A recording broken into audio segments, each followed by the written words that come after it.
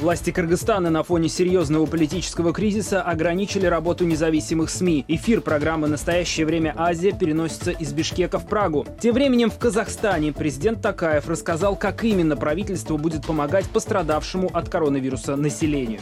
Гражданам, которые готовы выехать на работу, будут предоставлены подъемные в размере 2 минимальных заработных плат. В Новосибирске застряли более 200 граждан Кыргызстана. Консульство обещает помочь, рейс организовать возможно, но международный аэропорт Манас не хочет принимать лайнер с согражданами на борту. Репортаж из Толмачева. Вчера я еще держалась, сегодня уже плохо. Уже давление падает, уже головные боли. В Таджикистане из-за угрозы распространения COVID-19 отменены все свидания заключенных с родственниками. Минобороны, в свою очередь, не намерена отменять весенний призыв. Он начнется уже завтра. В прямом эфире информационная программа «Настоящее время Азия». В пражской студии я, Игорь Севрюгин. Здравствуйте. Прежде чем мы начнем наш эфир, расскажу, почему программу «Азия» веду я, а не наш постоянный ведущий Шавкат Тургаев. Его сейчас вы видите на своих экранах. Ответ прост. Это невозможно сделать из привычной студии в Бишкеке. Впрочем, почему именно? Давайте спросим у самого Шавката. Шавкат, привет. Что произошло, собственно? Почему мы вынуждены были перенести вещание из Бишкека в Прагу? Во-первых, Игорь, тебя с почином. Во-вторых, ответ на этот вопрос достаточно простой. Все дело в том, что власти ввели более жесткие ограничительные меры передвижения для граждан Кыргызстана и жителей столицы. Жители Бишкека теперь могут выходить на улицу только лишь в 3 случаях. Сходить в магазин за продуктами питания, сходить в аптеку за какими-то медикаментами, причем эти объекты должны располагаться на расстоянии не более 1,5 километров от места жительства. И 3-й случай – это когда жителям можно будет выгуливать своих домашних питомцев. При этом случае жители могут покинуть свои дома на расстоянии не более 100 метров. Вот именно под эти ограничения мы, граждане Бишкека, и в том числе журналисты, большинство журналистов Бишкека попало в эти рамки, и поэтому я не могу выйти сегодня в эфир. Комендант и правительство говорит, что все граждане Кыргызской республики равны перед законом. Но, как бывает в таких случаях, кто-то равен, а есть более равные. Кто это люди? Эти люди – сотрудники государственных телеканалов. И вот сейчас по телевизору показывают новости государственного телеканала. Они выходят в эфир в свое привычное время и даже после наступления комендантского часа. Комендантский час в Бишкеке наступил уже час назад, и они работают в обычном режиме и получают информацию. Я надеюсь, что эта ситуация, возможно, разрешится, потому что сегодня в парламенте депутаты озаботились, поинтересовались у членов правительства, почему власти, комендатура, правительство ограничивает работу журналистов. На что вице-премьер Эркин Сарандиев ответил, что этот вопрос на самом деле еще рассматривается. И я надеюсь, что в ближайшее время, может быть даже завтра, мы сможем выходить в эфир из бишкекской студии. По крайней мере, на это очень надеюсь. Что еще очень важно заметить, есть еще один способ, который позволит нам выходить в эфир из Бишкека. Получить аккредитации и пропуски можно приобрести их у сотрудников милиции, комендатуры, просто купив их. И этот факт сегодня признал премьер-министр Мухаммед Калы Абулгазиев. Но, как мы сами понимаем, этот метод не совсем законный. Я думаю, что наше руководство этот вопрос даже рассматривать не будет. Шавкат, а что сейчас вообще происходит в Кыргызстане? Каковы последние новости? В Кыргызстане обстановка довольно-таки стабильная, за исключением одного инцидента, который произошел сегодня в Иссык-Кульской области.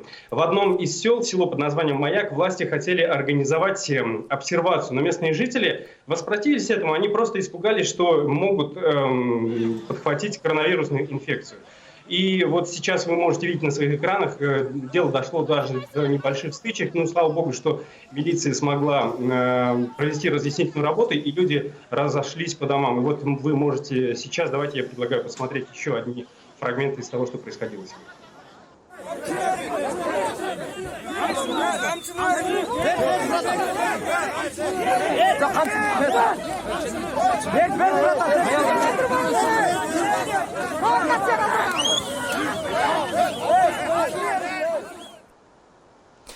Что ж, спасибо. Да, пожалуйста, продолжай. Ну, еще добавлю, что сегодня было выявлено 4 инфицированных новых, и того по республике в Кыргызстане сегодня 111 людей, которые заразились коронавирусной инфекцией. Ну, а теперь действительно спасибо. О том, что происходит в Кыргызстане, рассказал Шавкат Тургаев. Третий смертельный случай от коронавируса зафиксирован в Казахстане. Это 62-летний мужчина. В тяжелом состоянии он поступил в больницу 30 марта. Всего на данный момент в стране подтверждены 375 случаев коронавируса. Лидирует по числу заразившихся столица. Ну, о последних новостях узнаем у нашего корреспондента из Нур-Султана. На прямой связи сейчас с нами будет Ернур Дашжанов. Так, Ернур, привет, видим тебя. Расскажи подробнее об умершем от коронавируса и какова сейчас ситуация в целом по стране. Игорь, привет! Третьей жертвой коронавируса в Казахстане стал житель Карагандинской области.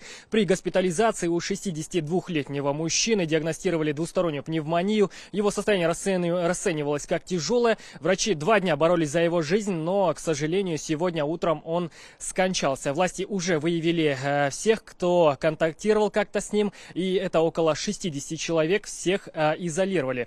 Отмечается, что за пределы области погибший не выезжал. Так, всего по стране на данный момент подтверждено 369 случаев коронавируса. По числу инфицированных заметным отрывом по-прежнему лидирует Нур-Султан. В Минздраве тем временем обеспокоены. Коронавирус, там говорят, быстрыми темпами распространяется внутри страны. Тому доказательство: лишь четверть случаев заражения от общего числа приходится на завозные. Вот как комментирует ситуацию главный санитарный врач. Предлагаю послушать далее. Из 369 случаев мы регистрируем всего 91 завозной случай. Все остальные случаи связаны с контактами первыми, вторыми, третьими. То есть это говорит о том, что идет внутреннее распространение инфекции. При этом мы видим на сегодня заболеваемость среди контактных, когда имеют место быть случаи, когда от одного контактного заражается до 10 человек. Ернур, ну, как мы знаем, накануне вечером президент Казахстана выступил с заявлением по социальной политике правительства. Что на этот раз сказал глава государства? Вечерний телеэфир Касым-Жомарта Токаева многих удивил, это не секрет.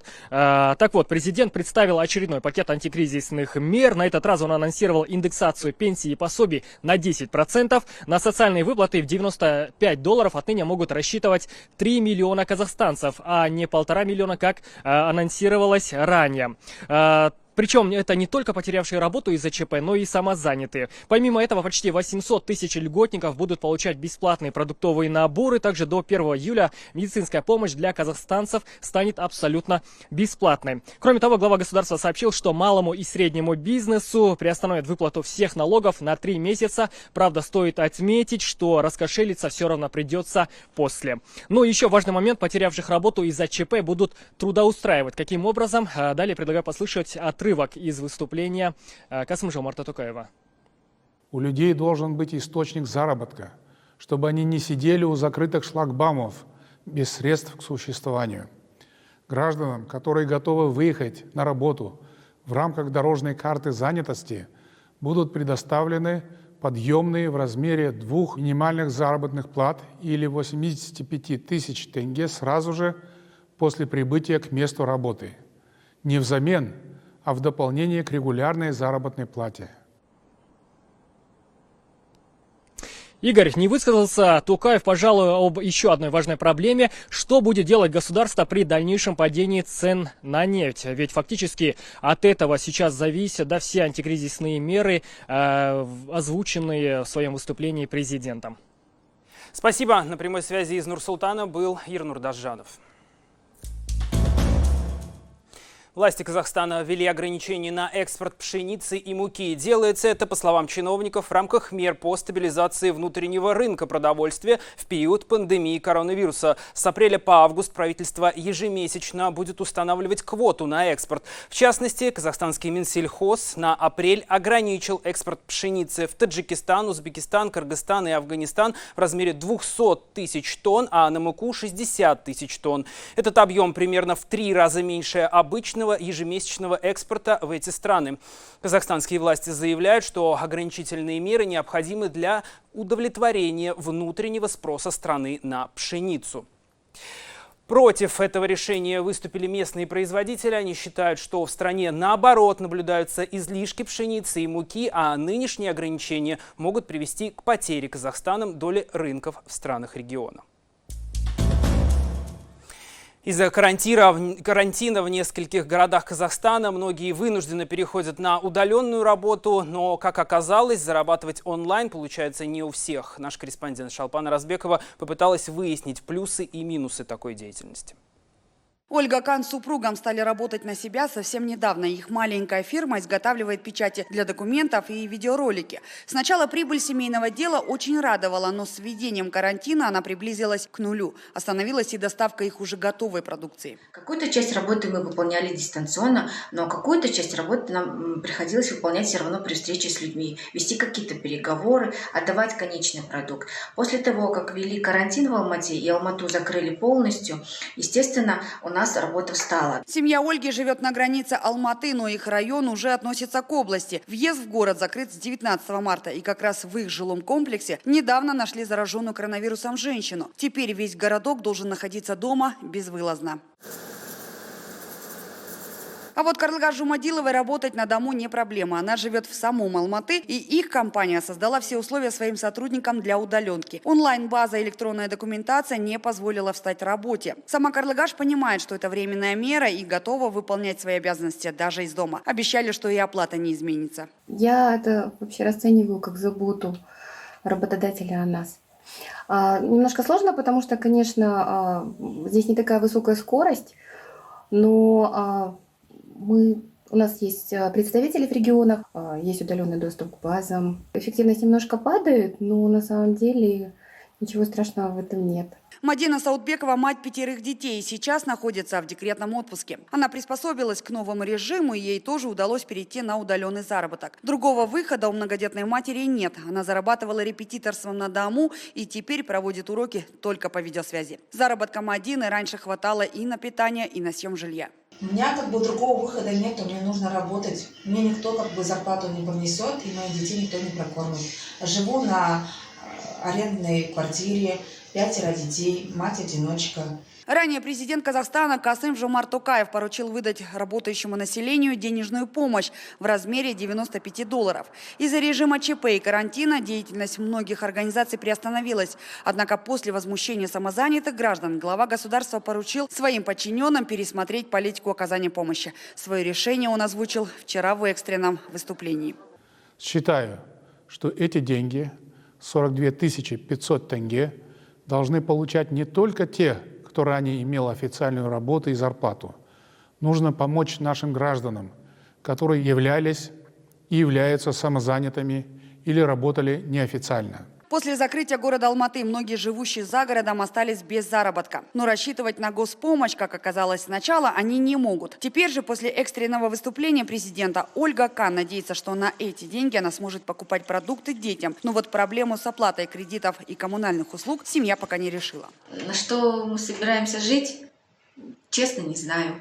Единственное, на что я надеюсь, это на те социальные выплаты, которые будут выплачивать людям на время ЧС. Потому что никакого другого источника дохода у меня на данный момент в перспективе нет. Два главных города Алматы и Нур-Султан власти решили закрыть на карантин 19 марта. Затем из-за роста случаев заражения коронавирусом в других регионах блокпосты выставили и в других городах.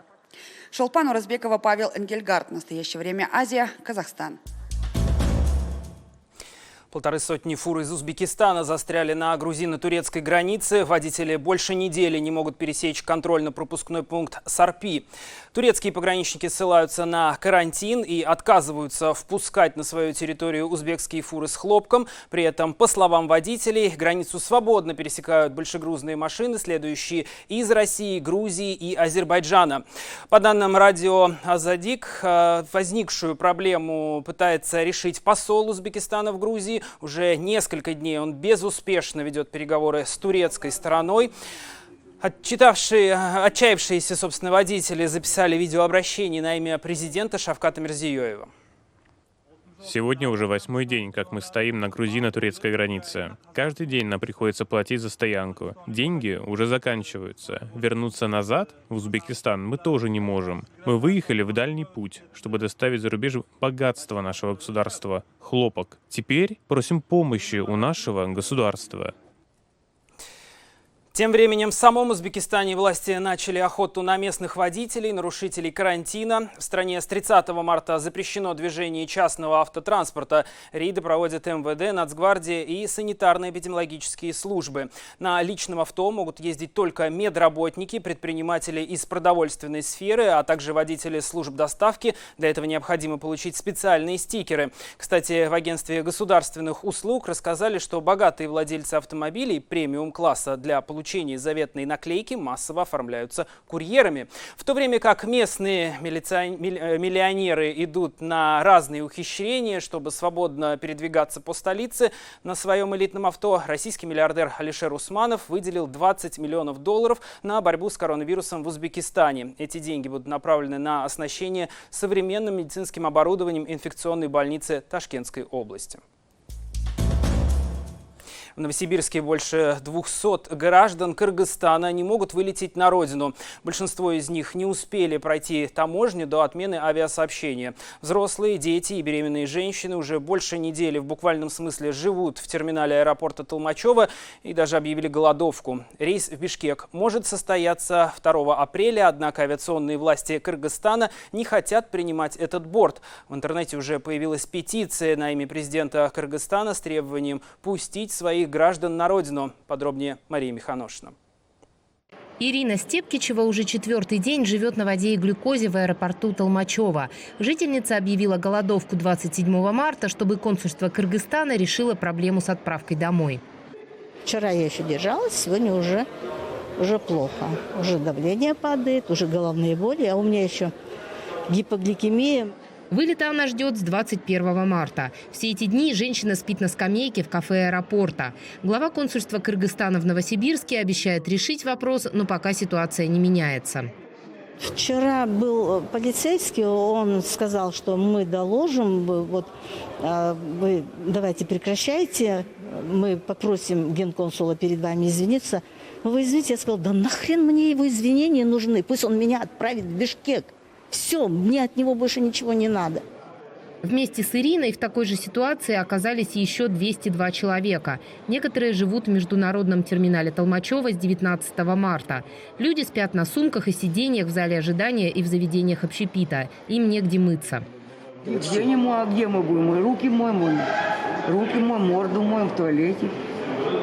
А где мы будем мыться? Кому как попадется, кто на стульях. Мы как бы чуть поудобнее место нашли себе. То есть мы живем в данный момент, это учреждение называется, это кафе. Решить ситуацию дипломаты обещают уже больше недели, но пока фактически им помогает только местная диаспора. Земляки привозят еду, маски и антисептики, а консула Кыргызстана, ожидающие вылета, встречают враждебно. Генконсул Киргизской республики уверяет, ситуация под контролем. Пожилые граждане, матери с детьми и лица с ограниченными возможностями были размещены в гостиницах на безвозмездной основе. Наши граждане относятся к данной ситуации с пониманием. И в ближайшие дни, я думаю, они будут уже направлены в Кыргызстан. Мирим Джабрангулова – одна из 3 беременных женщин, которые ожидают вылета. Она спит в зале ожидания аэропорта с 23 марта. За это время ей не предложили ни гостиницу, ни комнату матери и ребенка. Да, мы там вчера были, но нам отказали из-за того, что нам билеты отменили, что ожидающих только принимают в комнату. В данный момент там находится одна женщина в положении и с детьми там 2 женщин. Очень тяжело мне. Я сама с больницы выписалась, и мне нужно очень домой, чтобы в больницу попасть. Люди старшего возраста в зале ожидания тоже говорят, номер в гостинице им не выделили. Вот мы тут живем.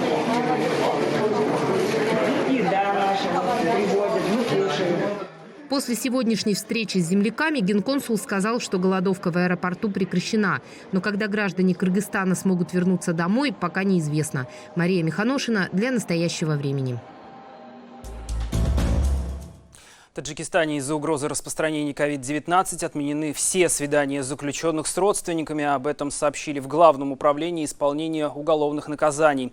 Ограничения введены до 31 марта, но, возможно, будут продлены. Подробнее об этом расскажет Анушерван Арипов. В управлении тюрем Таджикистана запретили как длительные, так и краткосрочные свидания с заключенными. Но близким родственникам оставили возможность передавать продукты отбывающим наказание. Власти не обеспечивают заключенных нормальным питанием. Поэтому осужденные едят в основном то, что передают им близкие. Если бы в управлении тюрем запретили передачи, заключенные были бы вынуждены голодать. Вопрос временного освобождения заключенных из мест лишения свободы, по примеру многих стран, в настоящее время властями не рассматривается. Нет необходимости, говорят чиновники. В стране до сих пор не зарегистрировано ни одного случая заражения коронавирусом. Правительство не планирует вводить карантин. На всех входах установлены дезинфицирующие средства. В закрытых учреждениях созданы специальные боксы на случай обнаружения больных коронавирусом. Мы наладили производство защитных масок и обеспечили ими всех заключенных и сотрудников тюрьмы. Сегодня в Таджикистане начался весенний призыв в ряды вооруженных сил. Минобороны никаких ограничений в связи с коронавирусом также не вводила. Даты отправки новобранцев не изменены. Но по распоряжению правительства в военкоматах все же проводят дополнительную обработку помещений. А врачи проверяют новобранцев, в том числе и на вирусные инфекции. Для профилактики инфекционных заболеваний медицинским комиссиям на призывных пунктах дано распоряжение особенно внимательно следить за соблюдением санитарно-гигиенических стандартов. Границы со всеми соседними странами для пассажирских перевозок закрыты. Авиасообщения нет. Из-за отсутствия иностранных клиентов на неопределенное время закрылись несколько крупных столичных гостиниц. Остальные работают частично. Мы отправили некоторую часть наших коллег, но за счет компании. То есть за дни отпуска, которые они останутся дома, компания платит им зарплату. Да. Таджикистан является одной из немногих стран в мире, в которой официально не подтвержден ни один случай коронавируса. Несмотря на это, в стране усилены профилактические меры. В частности, проводится санитарная обработка общественного транспорта, школ, вузов и мест скопления людей. На мир опустился железный занавес, но не из-за политиков, а из-за вирусной инфекции. Страны одна за другой закрывают свои границы, а люди, сидя по домам, привыкают общаться с миром посредством камер мобильных телефонов. Сегодня сразу после нашей программы смотрите на канале «Настоящее время» авторский проект Вадима Кондакова о том, как планета переживает пандемию коронавируса, находясь в заперти. Совсем недавно, наблюдая за тем, как новый коронавирус шагает по планете, я вдруг подумал, что мне самому было бы неплохо самоизолироваться. При этом я очень хорошо понимал, что многие из тех, кого я знаю, уже находятся в режиме изоляции. Ну, точно неделю они не выходят, им только привозят родственники продукты. Коммерсант ФМ перешел на частичную удаленку, стараются максимально нас обезопасить. Я попросил людей взять в руки мобильный телефон и сказать несколько слов о том, как они переживают пандемию нового вируса. Это были все новости, о которых мы успели вам рассказать. Смотрите нас в социальных сетях, в эфире своих национальных телеканалов и в режиме прямого эфира на канале «Настоящее время» в YouTube. 24 часа в сутки, 7 дней в неделю. С вами был Игорь Севрюгин. Всего доброго и до встречи.